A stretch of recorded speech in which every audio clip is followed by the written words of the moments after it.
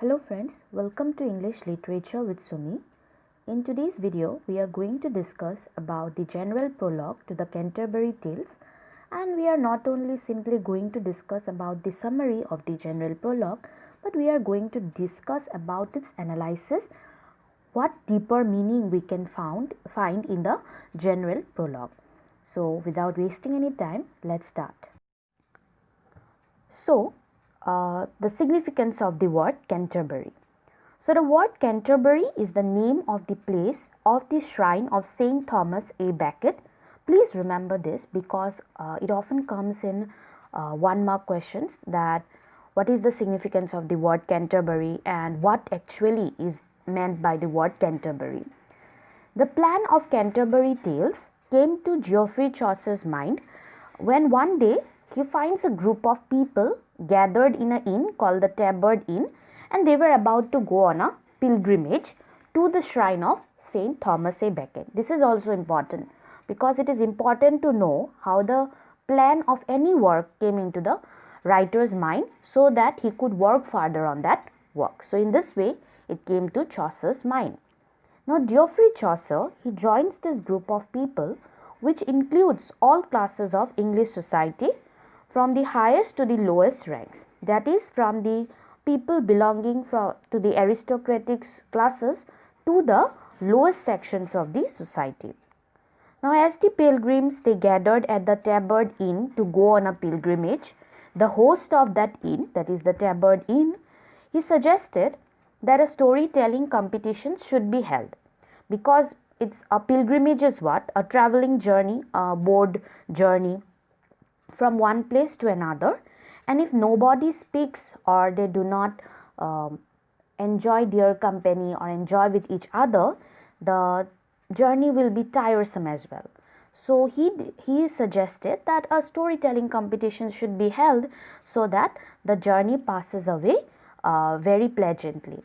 So he suggested this and everybody agreed, and he decided that he himself would become the judge of that competition, that is the storytelling competition.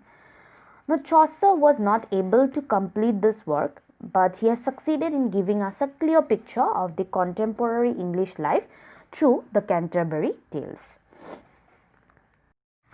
Okay, so this I have told you about the significance of the word Canterbury. Now, Geoffrey Chaucer, he not only solely wrote the Canterbury Tales, there are other works also from which he has gained his reputation.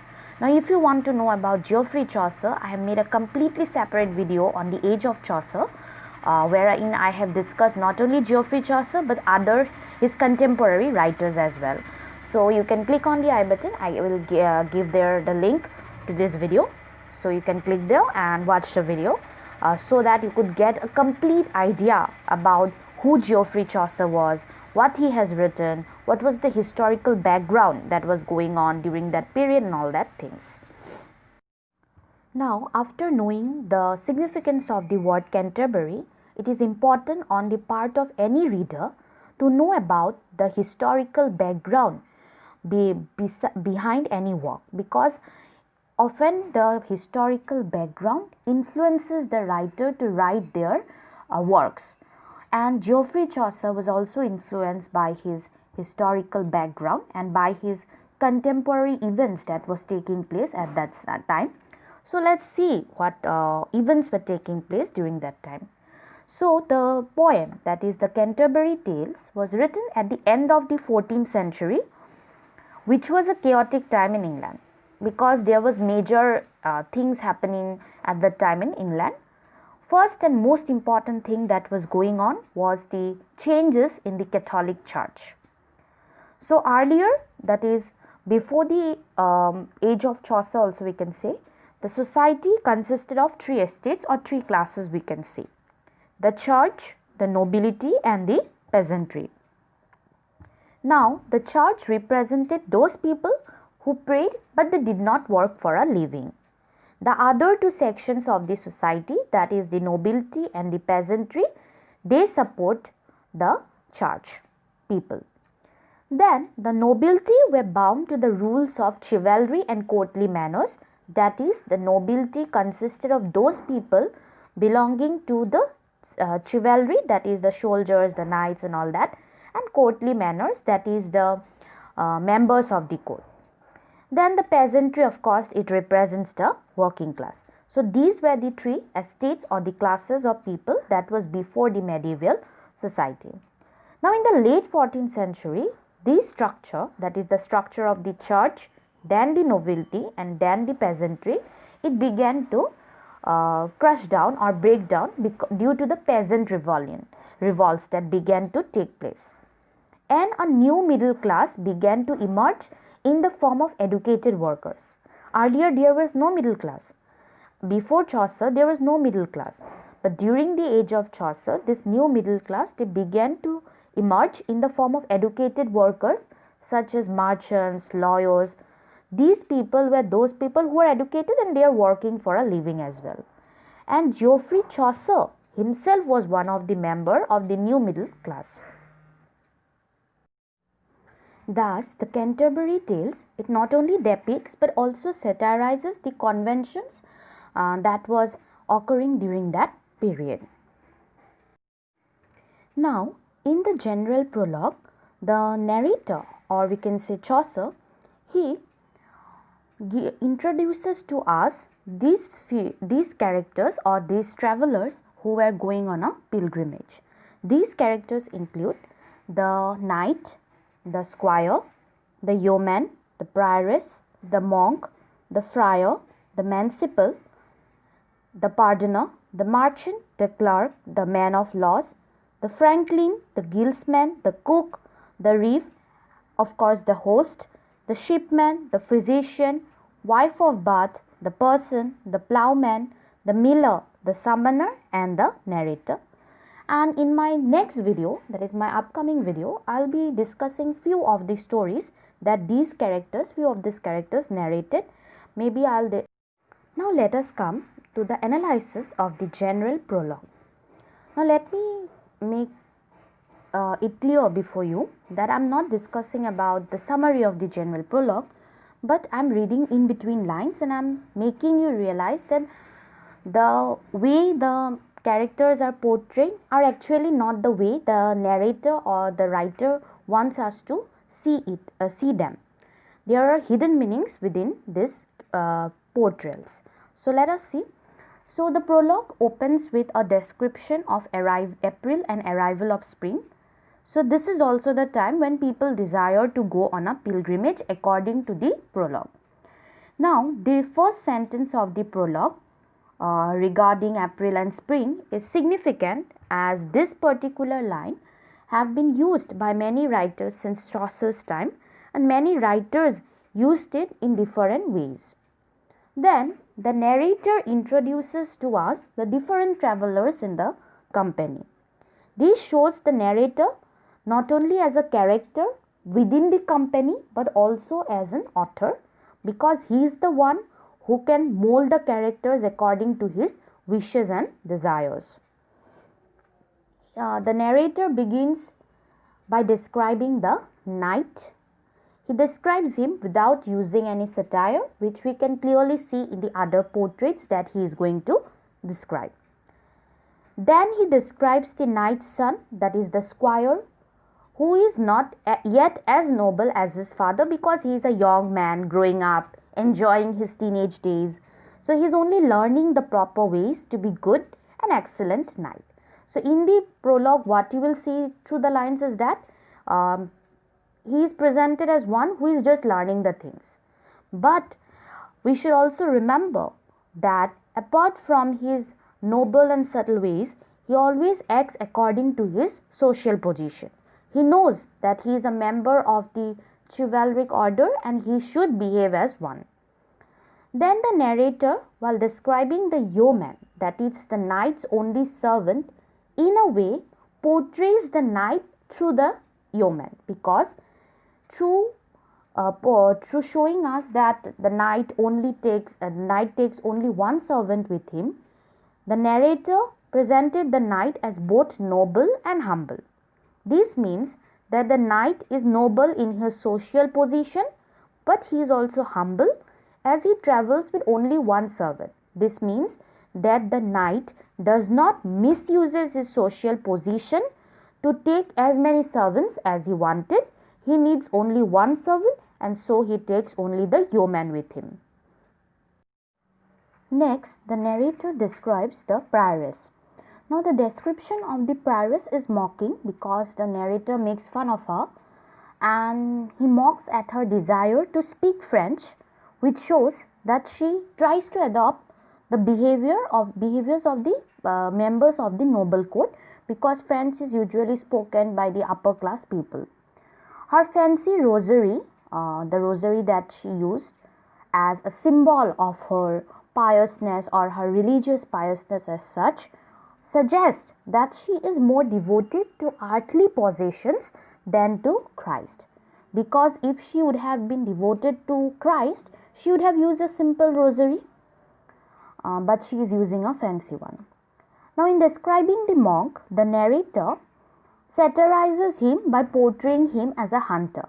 Now, we know that a monk is one who devoted himself in studying in the monasteries, but he is the one who likes to spend his time in hunting wild animals. So, he goes on hunting instead of studying in monasteries. Then, through the portrait of the friar, the narrator shows that the friar abuses his office in order to make money instead of genuinely helping the needy people. So, satire is also used in the portrayal of the friar. Then similarly, the merchant hides being in debt with his flashy boots and hat. He just wants to portray himself as rich when he is actually not. This shows the hypocritic behavior of the characters, including the merchant. Then, satire is also used in the description of the clerk who spends all his money on books rather than on basic necessities of living like food and clothing. But one thing we should notice here is that even though satire is used, the narrator also praises that the clerk actually wants to get knowledge through his books. Then the man of laws is a hard-working man who is trying to climb the social ladder. He is working very hard to get into a upper social position, and this clearly shows how much importance thus social position plays in the society in which Chaucer lived. Next comes the Franklin. Now, the Franklin was expected to be someone who provides generous meals to help the people, but instead, in this Franklin, he gives elaborate meals, which shows that his notion of happiness comes through pleasure. The guildsmen fancy themselves, guildsmen were a group of men who were workers.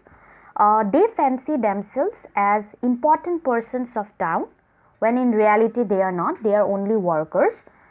And even the narrator does not give them importance because he does not give them their individual personalities.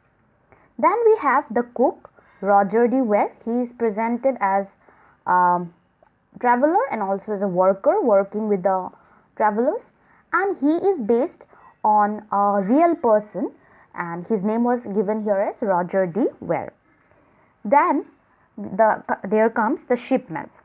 Now, although it is the job of the shipman in reality to transport goods safely, the shipman in the Canterbury Tales is shown as one who stole wine from the merchant when the merchant was sleeping. Completely contrasting things we can see that the characters are doing in this Canterbury Tales. Then comes the physician. Now, in reality or in real life or in real act, a physician should actually pursue his career for knowledge. But here, the physician that is being portrayed here is the one who pursues his career for the love of money rather than for knowledge. He wanted to earn money through his profession rather than to gain knowledge from his profession. Then we have one of the most important female characters, and in the Canterbury Tales there are very few female characters, and out of that, wife of Bath is one of the few characters. She speaks from a voice of authority and her red stockings symbolizes lust. Red is always a symbol of love and lust both, and her red stockings, it symbolizes lust. Now we come to the person. Now the narrator, he describes the person in sincere terms in contrast to the satirical portraits of other characters. The person, the plowman and the knight are few of the characters who are presented in sincere terms in contrast to the other characters in whose portrayal satire is being used very clearly.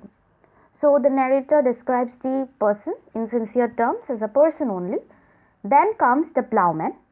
The plowman is presented as a faithful worker and he falls in the line of a Christian plowman, including Langland's Piers Plowman.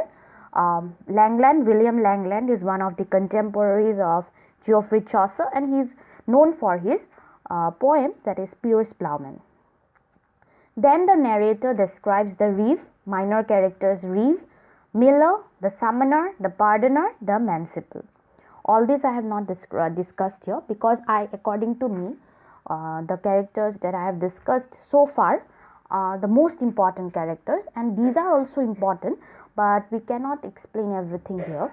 So I have just mentioned about them in one line so that you get to know that these characters are also included in the journey.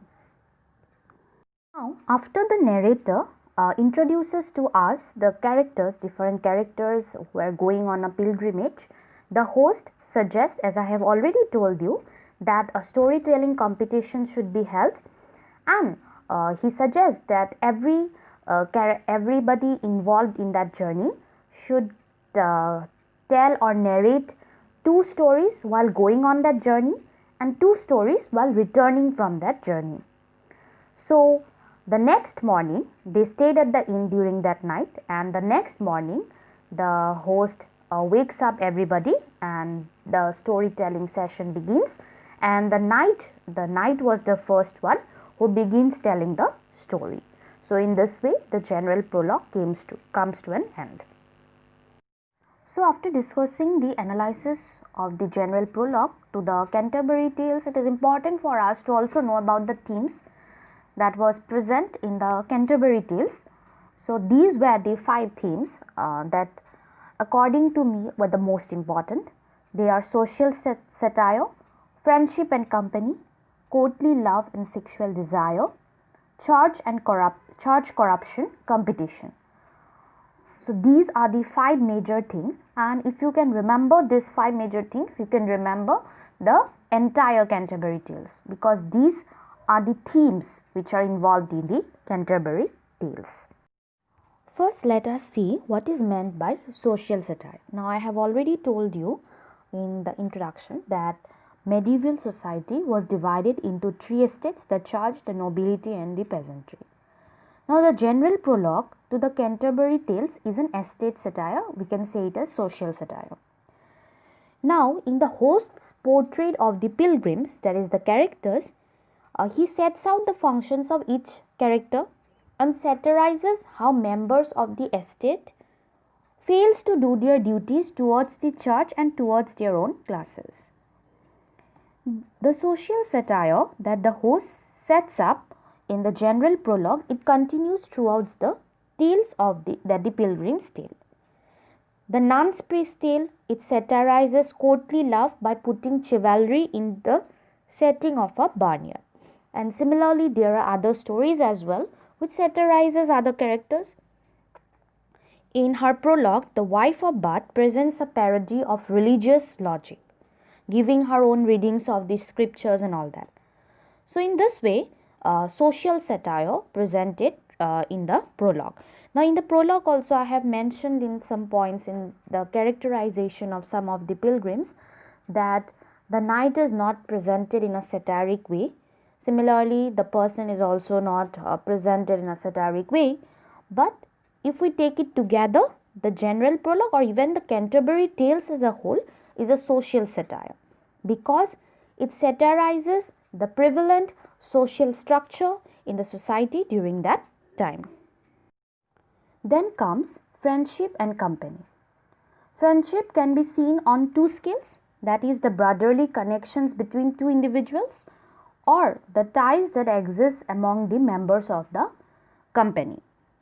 Now, friendship between knights were an extremely important part of chivalry, that we all know, because knights are often considered to be very generous and very humble towards each other, or even their code of conduct was such that they had to uh, be together, they had to work together in order to achieve a certain end.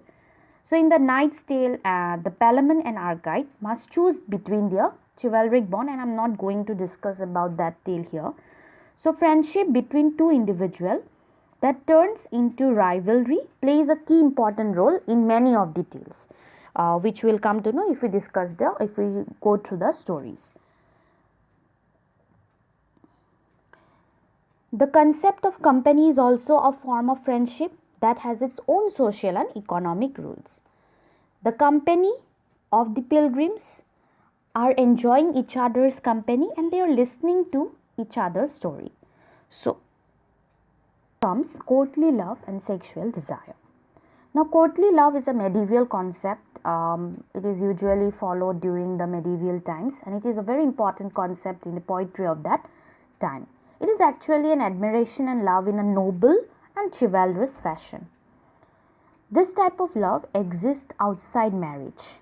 True courtly love exists on a spiritual, idealized plane and does not need to be physically consummated.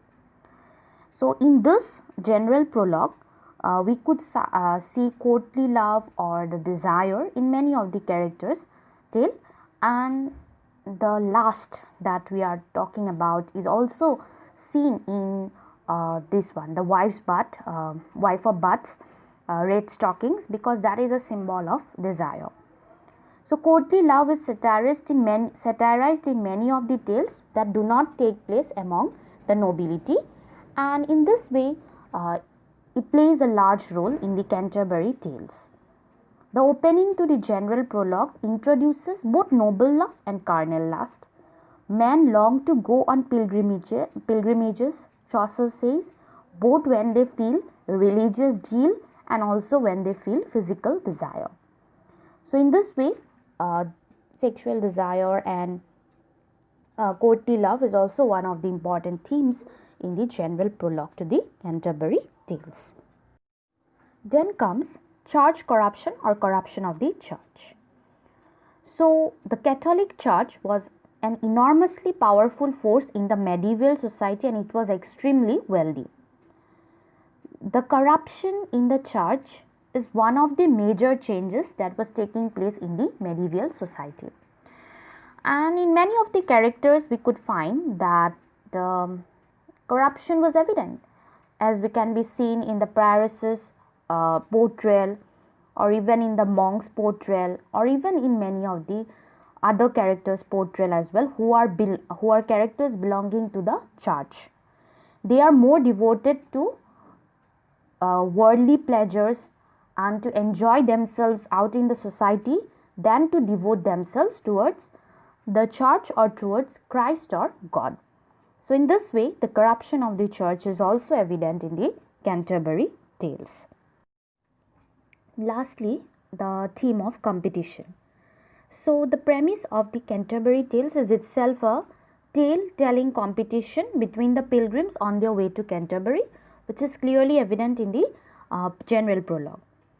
Now, in the general prologue, I have already told you a few times that the host introduces the structure, that each pilgrim will tell two tales on the way to Canterbury and two on their way back from Canterbury towards home. So, many of the tales that the pilgrims tell are about competition, and even the tale telling competition is also a competition between pilgrims, because at the end one will be a winner and that winner will be decided by the host. So, in this way, the theme of competition is the driving force of the frame narrative, and it also occurs in the tales of the pilgrims and in the tales of the characters. So, between the wife of Bath's prologue and her tale, the friar and the summoner interrupt and begin arguing with each other. The host has to step in and moderate the fight so that the wife or but get on with their story. So according here, it means that even in between the competition, some conflicts may occur, and but the competition must go on and the show must go on. So that in this way, competition, the theme of competition plays a very important role in the Canterbury Tales, because it was the first root cause of the story telling that was going on in the Canterbury Tales. So that's all for today. I hope you have understood clearly now that the general prologue to the Canterbury Tales not only introduces us simply the characters, but also there are hidden themes or hidden meanings between the portrayal of the characters. And if you have not watched my previous video, I'll provide the link in the I button. You can watch the videos in order to get a better understanding of the historical background in which Chaucer was writing, and even to know about Chaucer's other works, and even to know about his contemporaries. So that's all for today. Hope you like this video, and if you like it, if you are new to my channel, please do subscribe to my channel. I'll be posting important topics related to English literature, which will help you in understanding English literature better and easily. So if you are new, do hit the subscribe button and hit the bell icon so that you could get the latest notification whenever I post a new video with a new important interesting topic. And if you like this video, do hit the like button and do comment below. Thank you.